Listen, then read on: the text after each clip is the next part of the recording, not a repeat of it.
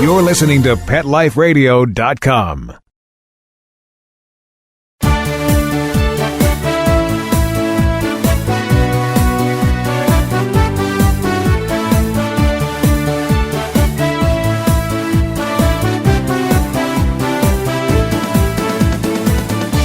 Hi, I'm Chris Onthank, your host for the Canine Master Radio Show.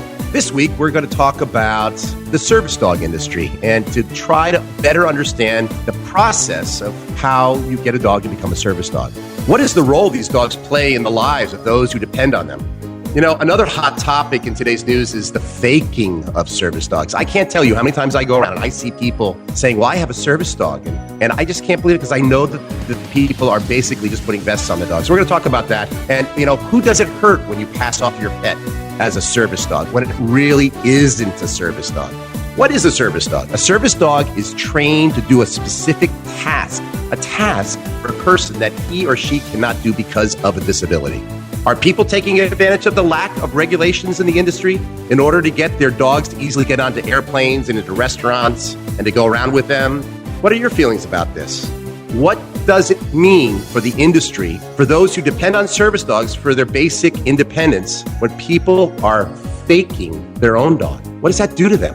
We're also going to be having a guest later in the show, Gina Kaiser, a previous client of mine that became one of my trainers for about 10 years and now works training service dogs with Paws with a Clause. And she's going to educate us about service dogs, the process, the people they serve. And we're going to talk a little bit about the fakers out there.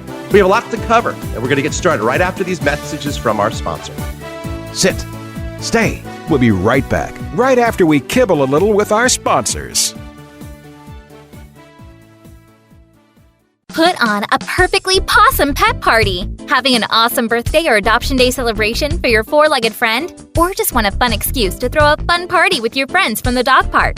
Deck out your party with Molly and Bandit Pet Party accessories. Party products designed specifically for pets. There are wearables, including adjustable pet party hats, bow ties, and tutus. The photo prop kits include funny glasses and hats. The party supplies and decorations include coordinating table covers, party banners, cake decorations, and treat bowls, cups, and bags. Everything you need to create great memories and Instagram-worthy photos. They're available in 2 colorful themes, tropical and fireman. It's a dog's life. Celebrate it with Molly and Bandit Pet Party at mollyandbanditpetparty.com/petlife. Let's talk pets on PetLifeRadio.com.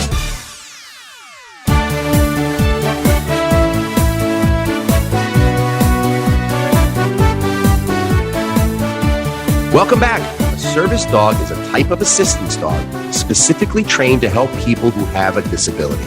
A service dog is a dog trained to do a specific task for a person. That's basically your definition. So if you aren't falling underneath that definition, you don't have a service dog. The number one objective of a person seeking a service dog is what? It's being able to be independent. Independence is so important.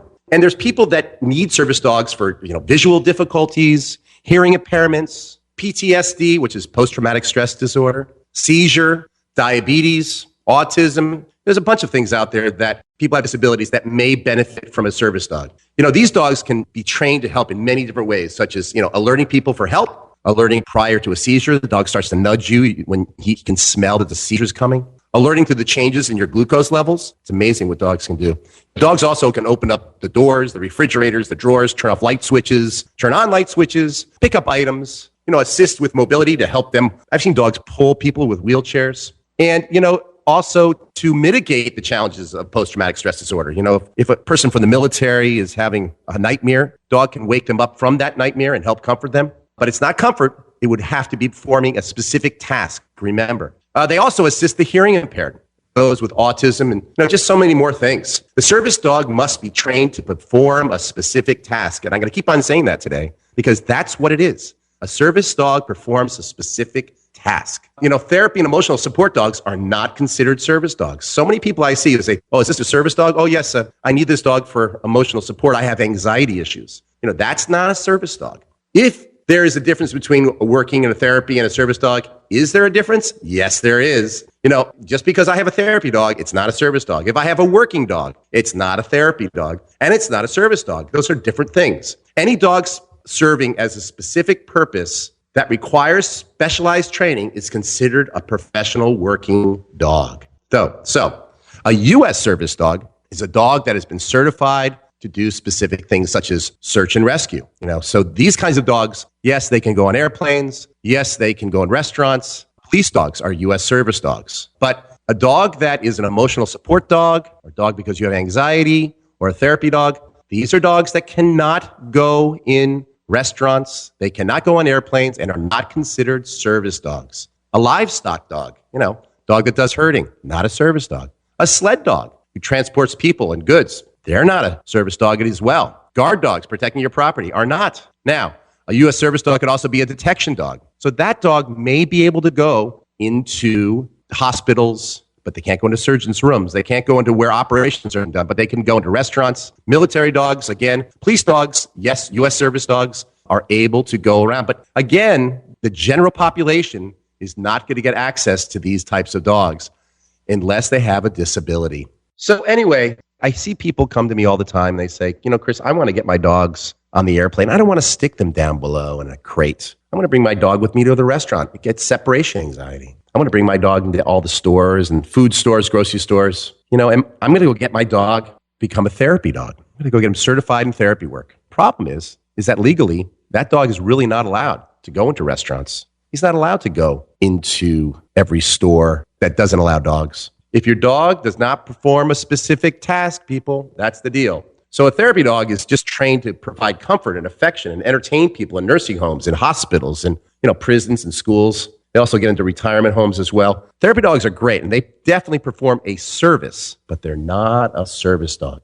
So what we're going to talk about now is service dogs are protected under the 1990, there's the Code of Federal Regulation for Americans with Disabilities Act, the ADA. And this grants specific rights and prohibits discrimination related to service dogs. This legislation provides access to service animals working with their humans in any area where the public is permitted. So this includes like malls and restaurants, theaters, hotels, amusement parks, and trains, buses and planes. Anywhere a disabled person goes, their service companion may follow. The animals aren't required to even wear special collars. And I think this is where we get into problems. They don't have to have a vest on. They don't even have to have a harness or a certification certificate. The ADA makes it unlawful to require proof of a disability or identification of a service dog. So if your dog is coming with you and somebody comes up to you and goes, hey, you can't bring your dog in here. And you can say, well, this is my service dog. They're not allowed to ask you, well, can I see your papers? They're not allowed to ask you what your disability is. By law, all they can say is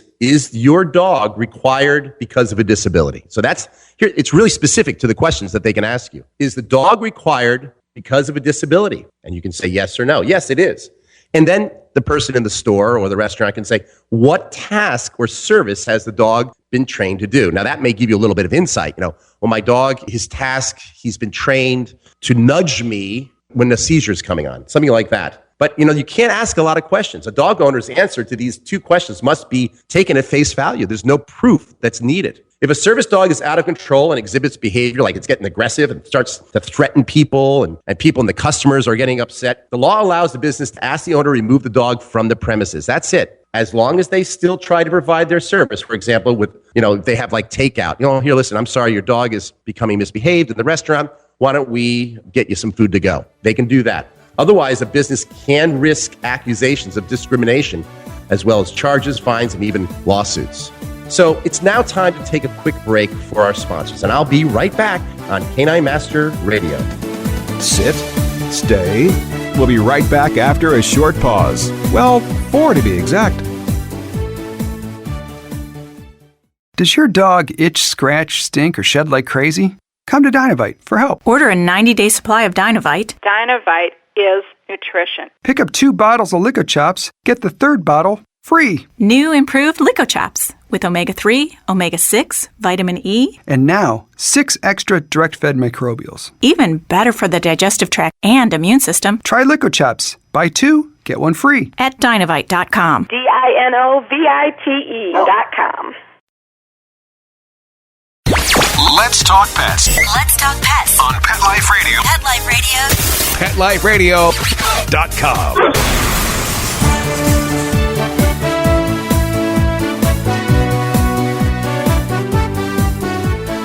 Welcome back. Okay, so let's say we see two Labrador retrievers and lying side by side each other.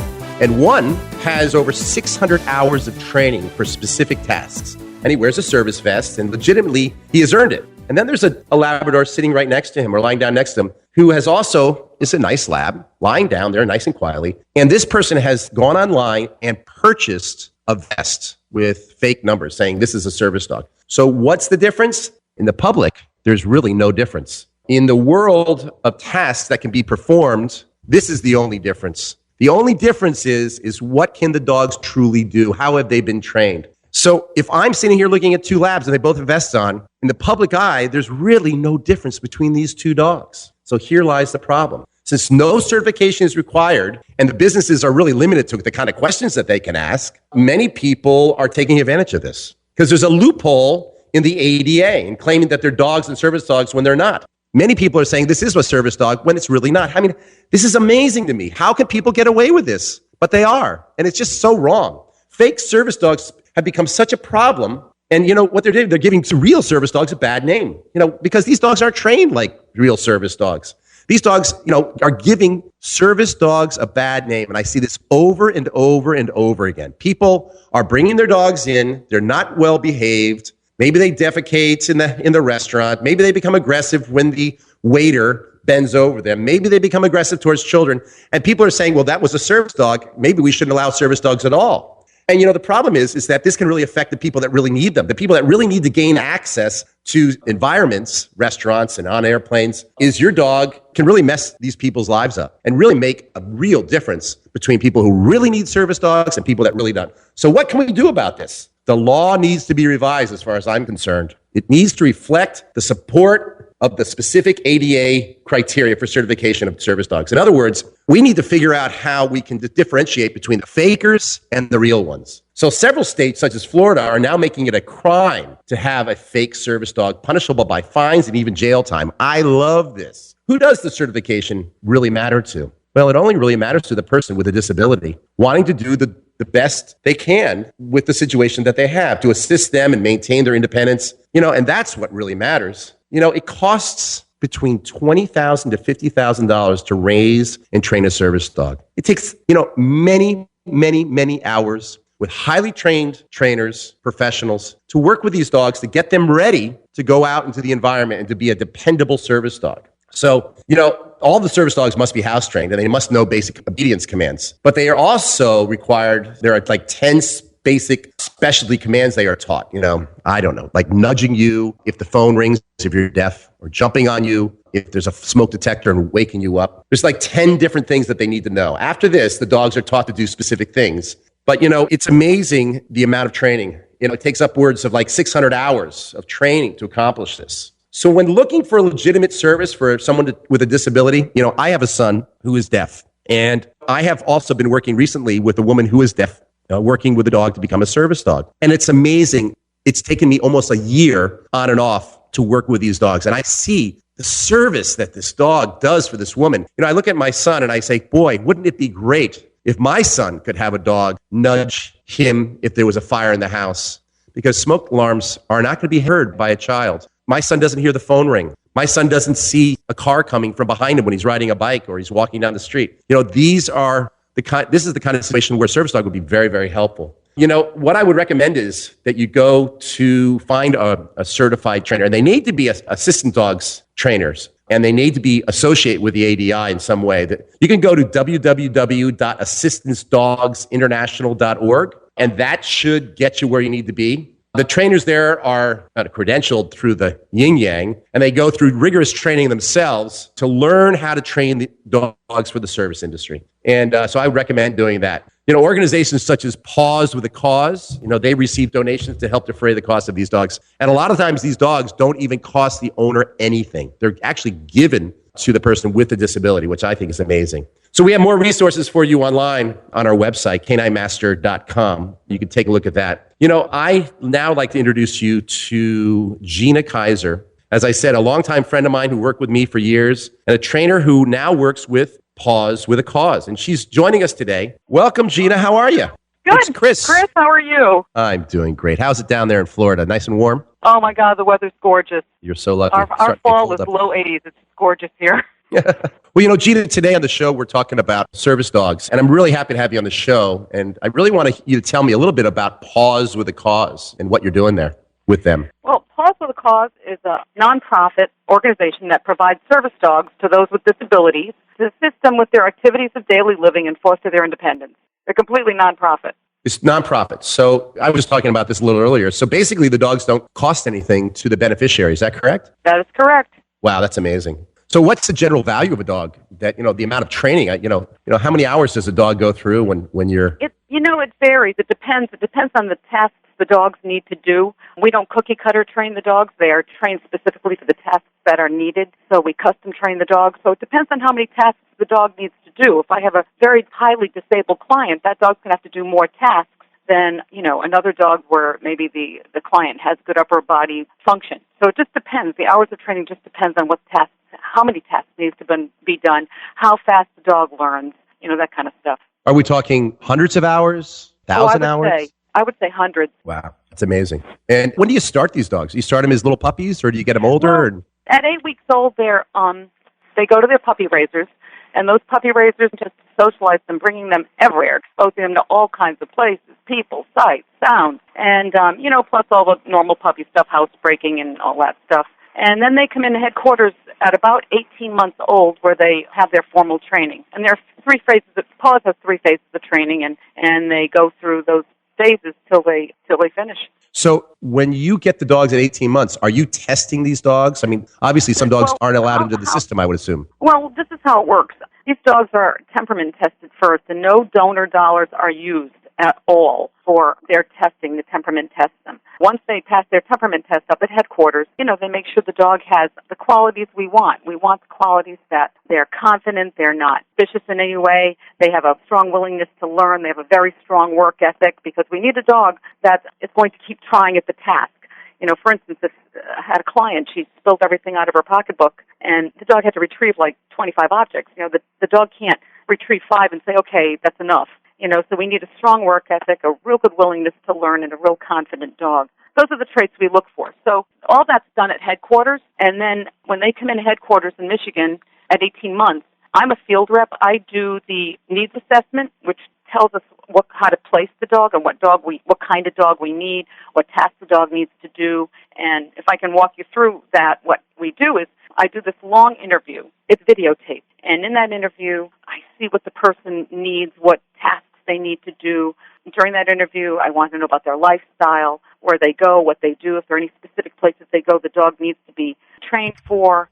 Like if they're going to rock concerts. I mean, one puppy raiser, brought her dog to a bowling alley on a boat, So we want to make sure the dog will fit the lifestyle of the person. Also, during that interview, I have them command my demo dog on camera. And I have to see how they handle my dog, how they praise my dog, how they handle the dog in general, and what their demeanor is with the dog. All that's videotaped and goes back to headquarters. Once it's back at headquarters, I'm basically the eyes and ears of the trainer here for that part of it. And then the next step would be the applicant has, been screened and is the kind of applicant that's needed. And then they get fundraising in place to get the dog. Then they start looking for the proper dog to fit this client. Once that's done, then they start training. And then once the dog is fully trained for all the tasks, they make a certification video, which is sent to me. And I fly up and get the dog, I bring it back, and I place the dog with the client and teach the client how to use the dog. And if there are tasks that the client needs that haven't been taught, I train the dog then to do those tasks with the client. Wow. Do you ever find that there's not a right match? Like, even though the dog's doing specific needs, the dog just doesn't bond with that person? We don't really, to tell you the truth, I've never had a not bonding problem, because there are things that we have to do in training when the dog is placed. And I haven't had a dog not bond, but I have had a dog that's not quite the right match for the client. And that happens occasionally. So we have to, find a different dog. It doesn't happen, I don't think, very often. It's a lot of integrity at Paws with a Cause, and they really do a lot of good information gathering and it's the videotaping and watching the client. They really do a good job at matching.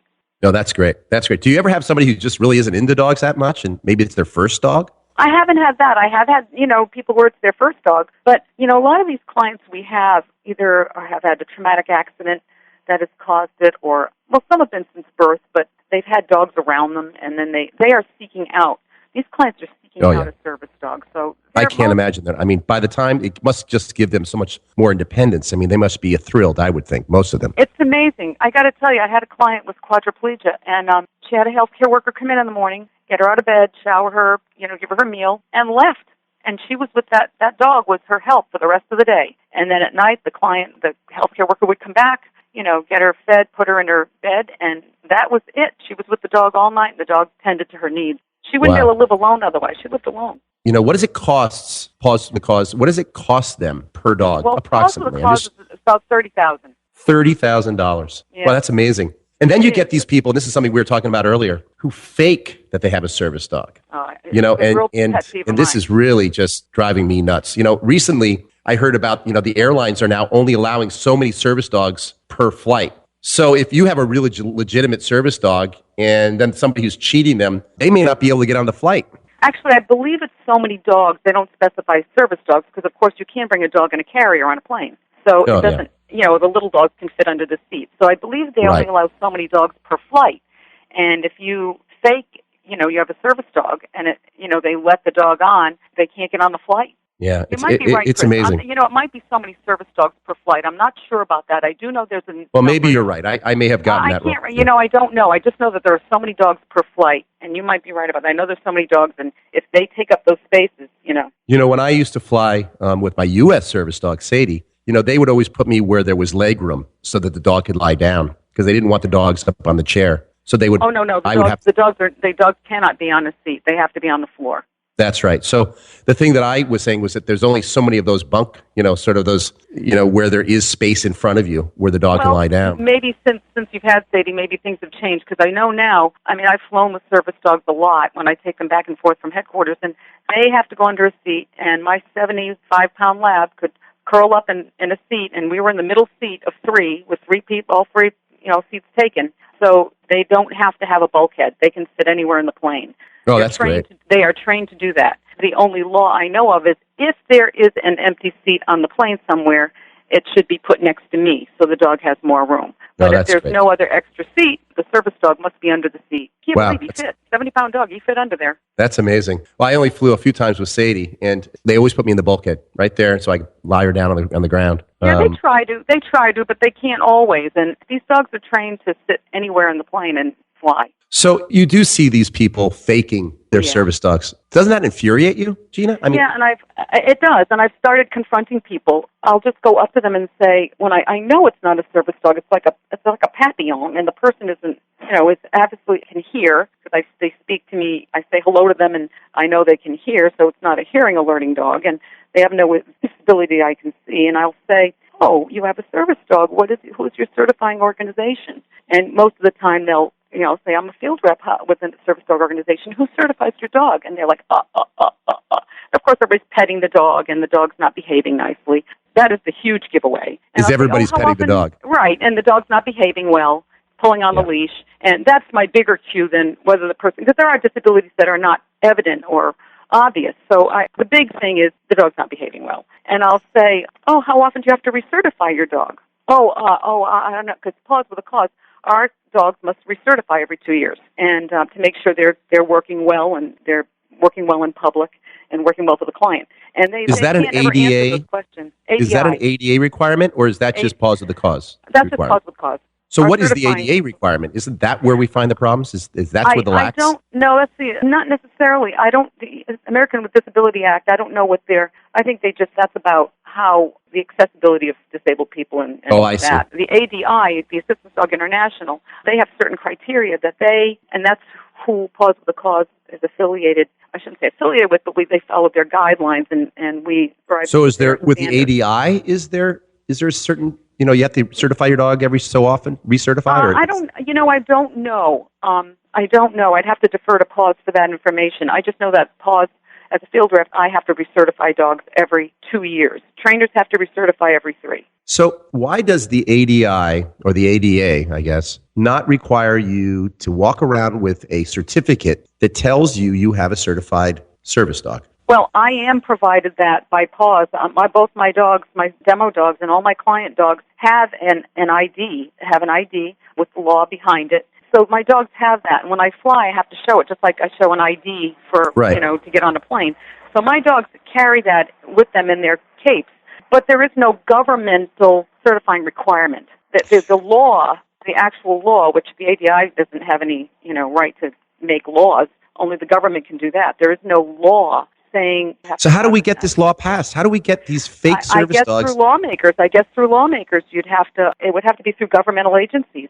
I know Florida, at least Florida has passed a law down here where it's against the law to pass your dog off as a fake service dog. Right. So I just think that there must be a way to fix this issue because it's becoming everywhere terrible. I go. It's terrible. Everywhere I go, I see it. Yeah. It's really terrible. I see it all the time. And the biggest mistake people make, I think, well, it's not the biggest mistake, but it's one of the mistakes they make. They think emotional support dogs, ESDs, are service dogs, and they're not. No, right. They have to perform a task. Exactly. I ran across a lady at a trade show recently, and dogs weren't allowed into the trade show. And she said, well, this is my emotional support dog. And I said, well, what tasks does it provide? And she goes, well, it makes me feel better, and I need her next to me because I have, anxiety issues. Well, that's not a service dog. But no, because to be a service dog, what does the dog do to mitigate those anxiety issues? For instance, if you had a PTSD dog, for instance, okay, and that veteran or a person with a PTSD, if they have bad nightmares, and the dog's task is when the person thrashes in bed, the dog jumps on the bed and wakes the person and distracts the thing. Or an anxiety issue would be if someone gets anxious in a crowd and gives the dog a command and the dog gets them to someplace open. Those are tasks, not just because your dog is next to you feel good. Okay. So you could have an emotional support dog. It could be a service dog if it did a task. It has to do with tasks. And I'm not sure what the ADI requirements are. I know our dogs have to do several tasks, not just one. Right. Wow. Well, Gina, there's so much to this issue, and I really appreciate you coming on the show today. Well, thanks for having me. Thanks for letting us know what a real service dog is, and I hope you're doing well. And stay nice and warm down there as we freeze our rear ends up here in the Northeast. It is nice down here. I can't lie. Come visit. Okay, Gina. Big hug to you. Big hug back to you, Chris. Thanks a lot. Bye-bye. Okay, well, that was great to have Gina Kaiser on the show today, And that's it for today. And I really hope you found our show pretty interesting. Would love to know your comments. Please, I know this is a very heated issue, and have you join the conversation. You can always email me at chris@caninemaster.com. And be sure to visit our website, caninemaster.com, CANINE master.com. So send me your videos and photos so I can see what's going on with your dog, and I'll help you master that solution. Bye for now, and see you next time on Canine Master Radio, where I will continue to help you master the relationship with your dog. Let's Talk Pets, every week on demand, only on PetLifeRadio.com.